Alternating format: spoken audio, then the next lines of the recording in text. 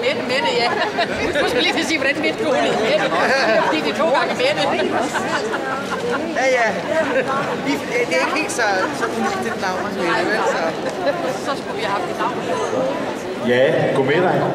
Og velkommen her i Kedelhal i Nordkraft til Økologisk Markedsevent på den her smukke efterårsdag, hvor vejret jo viser sig fra sin allermest omskiftelige side. Og specielt velkommen til fødevareminister Mette Gjerskov, og for igen at lægge vejen forbi Aalborg. Du var her jo tilbage i juni måned, hvor du var ude i børnehuset på Ivan Færgevej for at offentliggøre regeringens politik for det økologiske handlingsplan for 2020. Og velkommen specielt til de 8 institutioner, som viser vejen for andre institutioner, og til Kost- og Landforbundet, som der har sat institutionerne i gang med at få de økologiske spisemærker. Og velkommen til Økologisk Vandforsyning og for hjælp for selvomlægning. Aalborg Kommunes målsætning, at der medvirker til, at det dyrkede økologiske areal i Danmark det bliver øget til gavn for både naturen, bæredygtigheden, dyrevelfærd og ikke mindst grundvandet. Og vi er godt i gang, som skal jeg lige have papirerne til her, men har stadig en stor udfordring her i kommunen. Mere end 30 daginstitutioner ligger over 60%, og det er jo det gode eksempel, som vi ønsker at udbrede til hele kommunen. Og give køkkenpersonalet i offentlige institutioner et kompetenceløft i forhold til det her med at arbejde med økologi. Derfor har vi i Aalborg Kommune indgået en samarbejdsaftale med Aalborg Universitet, som om en ansøgning af projektmidler fra Fødevareministeriet til undervisning af køkkenpersonalet i omstillingen til økologisk madlavning. Samarbejdet omfatter Aalborg Kommune og også andre offentlige institutioner, herunder blandt andet Aalborg Sygehus. Og så har vi fået Aalborg Food College med på banen. Men til slut så vil jeg citere, flot, rigtig flot resultat, I nåede frem til. Og på Kost- og Næringsforbundets vegne vil jeg sige tillykke, og på Økologisk Landsforenings vegne vil jeg sige tillykke. Og med de ord vil jeg gerne give ordet videre til vores fødevareminister, Mette Gjerskov. Værsgo.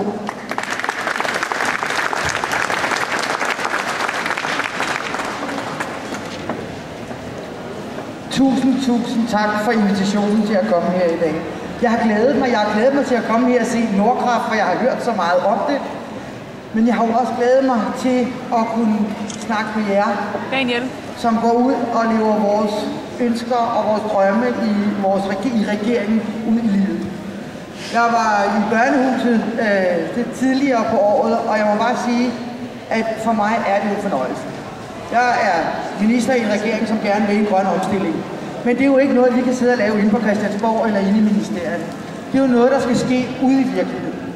Vi tror på, at en del af den grønne omstilling, det er også, at vi sætter mere fokus og mere turbo på økologi. Ikke kun på at overtale landmændene til at omlægge til økologi, men også at vise dem, at der rent faktisk er en masse mennesker, som godt gider at spise deres produkter. Vi tager godt tage fat på efterspørgsel. Vi tager godt tage fat på vores egne, det offentlige køkkener, sådan så at vi på den måde får øget efterspørgsel efter økologi, men jo også får givet børnene den slags mad, som forældrene ofte selv køber til dem derhjemme. Hvorfor skal de spise økologi derhjemme, hvis det er, at de ikke kan få økologien, når de sender børnene i børnehave? Men det, der er sket, synes jeg, for mig, det er, at der er en helt ny verden, der har åbnet sig, når jeg får kontakt med jer ude i virkeligheden, der laver mad. Det viser sig jo, at det her, det handler jo ikke bare om at vælge en økologisk gulerod i stedet for en konventionel gulerod. Det handler om at tænke helt anderledes. Det handler om, at man får reduceret sit madspild. Det handler om, at man tænker køkkenet helt anderledes. Det handler om, da jeg var i børnehuset for eksempel, i stedet for at blande salaten, så var der gulerødder her og ærter her og majs der, fordi så kunne børnene for det første tage det, de bedst kunne lide. Det vil sige, at de spiste op, det vil sige, at der var mindre madspild. Men det, der så var til overs efter frokosten, ja, så kunne gulerødderne jo gå i brødet til dagen efter. Det der, at man virkelig får tænkt det hele igennem. Men det allerbedste, synes jeg, allerbedste, selvom jeg banker stærkt for økologi, så synes jeg det allerbedste, det er at møde de mennesker, som laver maden, fordi der er kommet en helt anden stolthed. Jeg oplever en helt anden stolthed.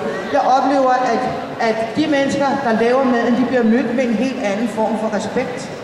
Der er en meget bedre dialog, både med forældre og med børn. De kommer ud af køkkenerne og ud og taler med folk. Jeg synes simpelthen, det er en fornøjelse. Det er også en fornøjelse, at vi på den her måde kan være med til at opkvalificere køkkenpersonalet. For det her, det er sgu ikke noget, man bare lige gør.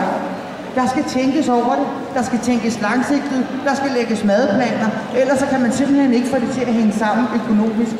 Så det er godt for dyrevelfærden, det er godt for naturen, det er godt for Danmark, fordi der er mere fokus også på danske og regionale råvarer. Det er godt for ungerne, der får den gode mad, men det er altså også godt for personalet, og det er godt for en fødevareminister at høre, at det her, det kan virkelig godt lade sig gøre i virkeligheden. Det virker. Det kan lade sig gøre. Og det er med til at give Danmark en grøn fremtid. Så hver lille skridt, hver enkelt af os tager, det er med til at omstille Danmark til at være et land, hvor vi passer på hinanden, men også passer på naturen. Så tusind tak. Tillykke med jeres mærker, dem kommer vi med lige om. De kommer vi simpelthen med lige her. Se, nu bliver det svært, når man skal holde en mikrofon i den ene hånd og en kuvert og et mærke, og der er vist også blomster. Det udgår det. Nu får vi en praktisk udfordring. Er der nogen, der har flere arme, de kan hjælpe med? Her har vi Børnehuset Cirkeline.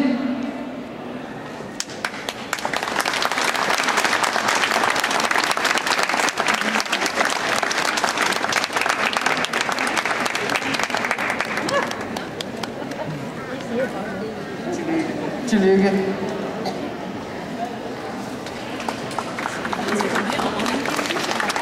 I må gerne klappe, er det ikke flot?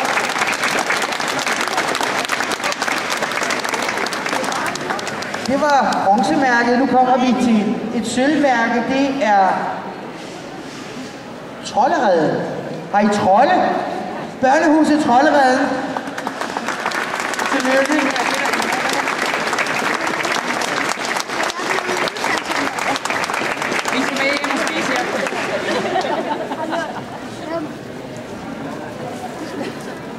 Vi har et billede af din mor, når hun skal op, ikke også? Så er det daginstitutionen Grenen. Kom du herop. Tillykke. Daniel. Daniel. Daniel. Det er bare helt fint, bare Daniel. Så skal du også have blomster på. Jan, jeg tager altså ikke alle den der, fordi nej, får dem. Vi har en ret. Så er det daginstitutionen Kometen. Det er nogle af dem, der når stjernerne.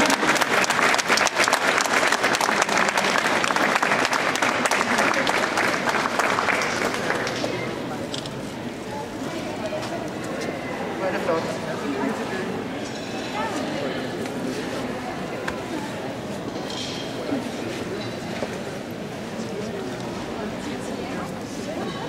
Og børnehaven Tiziana. Tillykke.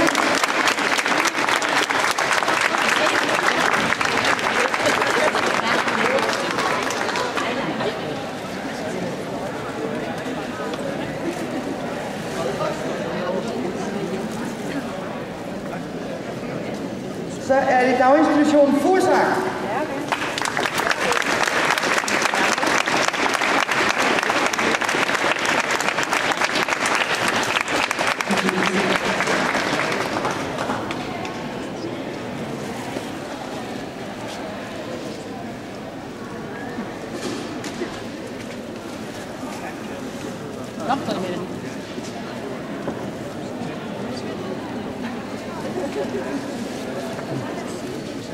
Så er det daginstitutionen Bornholmsgade.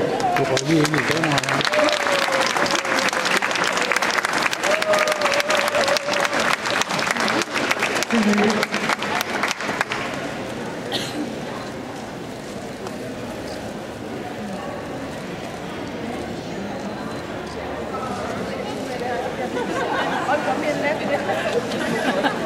Så står I her i lyslyset skær. Og så har vi den sidste, og det er daginstitutionen Margrethe-gården. Kom herop.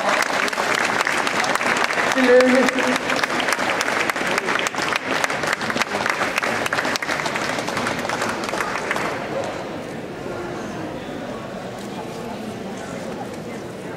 Tillykke til jer alle sammen. I skulle bare vide, hvilken fornøjelse det er at komme som minister og så bare møde så mange ildsjæle, fordi det her, det handler om ildsjæle.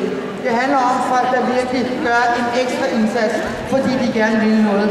Tusind tak skal I have, og tillykke alle sammen.